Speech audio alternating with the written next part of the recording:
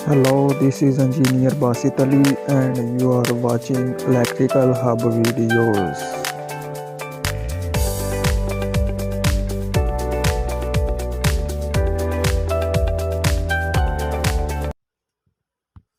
आज का हमारा टॉपिक है पावर फैक्टर।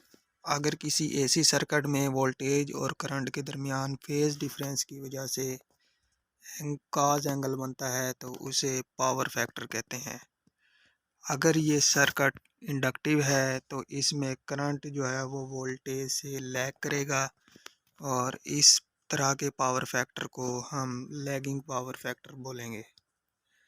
अगर हमारे पास ये सर्किट कैपेसिटिव है तो इसमें करंट जो है वो वोल्टेज से लीड करेगा। इस तरह के पावर फैक्टर को हम लीडिंग पावर फैक्टर बोलेंगे। अब हम पावर फैक्टर को समझने के लिए एक एग्जांपल लेते हैं। इस एग्जांपल में हम एक ट्राइंगल से पावर फैक्टर को समझने की कोशिश करते हैं। इस ट्राइंगल में हम देखते हैं कि ये हमारे पास ओ ए बी ट्राइंगल है। इस ट्राइंगल में जो है वोल्टेज और करंट अगर इन फेज है तो इनके दरमियान कोई एंगल नहीं है, और अगर ये आउट ऑफ फेज हैं तो इनके दरमियान काज फाई का एंगल है। उसको आई साइन फाई से ज़ाहिर करते हैं और इनका जो सम है उसे आई से शो करते हैं। आई काज फाई को हम जो है वो एक्टिव पावर कहते हैं और आई साइन फाई को हम रिएक्टिव पावर कहते हैं, और जो इनका सम है जिसे हमने आई से शो किया है उसे अपेरेंट पावर कहते हैं। ये जो हमारा पावर फैक्टर है वो रिएक्टिव पावर के ऊपर डिपेंड करता है। जितनी ज़्यादा हमारी रिएक्टिव पावर होगी उसका साइन एंगल उतना ही ज़्यादा होगा, हमारा पावर फैक्टर उतना ही कम होगा। अगर हमारे पास रिएक्टिव पावर कम होगी उसका साइन एंगल उतना ही कम होगा और उसकी वजह से जो हमारे पास पावर फैक्टर जो है वो हाई होगा। अच्छा, इसमें एक नोट करने वाली बात ये भी है कि पावर फैक्टर हमारा जो है वो कभी भी यूनिटी से ज़्यादा नहीं हो सकता। ऑलवेज 1 और लेस देन 1 होता है हमारा पावर फैक्टर। पावर फैक्टर की वैल्यू लिखते वक्त हमें उसके साथ लैगिंग या लीडिंग का वर्ड अटैच करना लाजमी होता है ताकि उससे शो हो जाए कि जो हमारा करंट है वो वोल्टेज से लीड कर रहा है या लैग कर रहा है।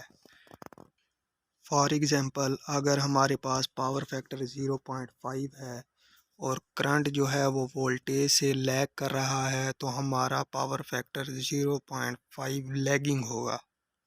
इसी तरह पावर फैक्टर को परसेंटेज के हिसाब से भी एक्सप्रेस किया जा सकता है। मिसाल के तौर पे अगर हमारे पास पावर फैक्टर 0.8 लैगिंग है तो इसको हम 80% लैगिंग पावर फैक्टर भी बोल सकते हैं। अब अगले टॉपिक में हम पावर ट्राइंगल के कॉन्सेप्ट को देख लेते हैं। इस कंसेप्ट को समझने के लिए भी हमारे पास एक ट्राइंगल है जिसको पावर ट्राइंगल बोलते हैं। ये ट्राइंगल हमारे पास ओ ए बी ट्राइंगल है। इस ट्राइंगल में जो ओ ए है वो एक्टिव पावर को शो करता है और जो ए बी है वो रिएक्टिव पावर को शो करता है, और जो ओ बी है वो अपेरेंट पावर मतलब इन एक्टिव और रिएक्टिव पावर के सम को शो करता है। एक्टिव पावर रिप्रेजेंट्स इन वाट्स और kilowatt, reactive power in VAR और kVAR, और apparent power in VAR kVA में शो किया जाता है। अब अगर हम ट्राइंगल के फार्मूले के हिसाब से देखें तो ओ बी होल का square is equal to O A whole का square plus O A B whole का स्क्वायर होगा। इसका मतलब ये हुआ कि अपेरेंट पावर का स्क्वायर जो है वो एक्टिव पावर के स्क्वायर प्लस रिएक्टिव पावर के स्क्वायर के इक्वल होगा।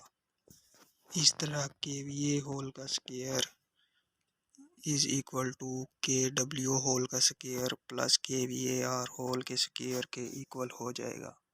अगर हम पावर फैक्टर के फार्मूले के हिसाब से देखें तो cos फाई जो है वो एक्टिव पावर और अपेरेंट पावर के इक्वल होता है। इसमें एक्टिव पावर हमारे पास के डब्ल्यू है और अपेरेंट पावर हमारे पास के वी ए है। तो cos फाई का हमारे पास या पावर फैक्टर का फार्मूला हमारे पास बन जाएगा के डब्ल्यू ओवर के वी ए। जो रिएक्टिव पावर होती है वो लो पावर फैक्टर की रिस्पॉन्सिबल होती है। अब एक चीज़ जो है वो पावर ट्राइंगल से शो हो गई है कि अगर रिएक्टिव पावर जितनी कम होगी पावर फैक्टर उतना ही सर्किट का हाई होगा। अब अगर पावर ट्राइंगल के हिसाब से देखें तो के वी ए आर हमारे पास के वी ए साइन फाई के इक्वल होगा। और जैसा कि हम जानते हैं कि cos फाई जो है पावर फैक्टर वो हमारे पास इक्वल होता है के डब्ल्यू ओवर के वी ए के वी ए के वी ए के इक्वल होता है। अगर हम इसकी कन्वर्जन करें तो के वी ए आर हमारे पास के डब्ल्यू टेन फाई के इक्वल हो जाएगा।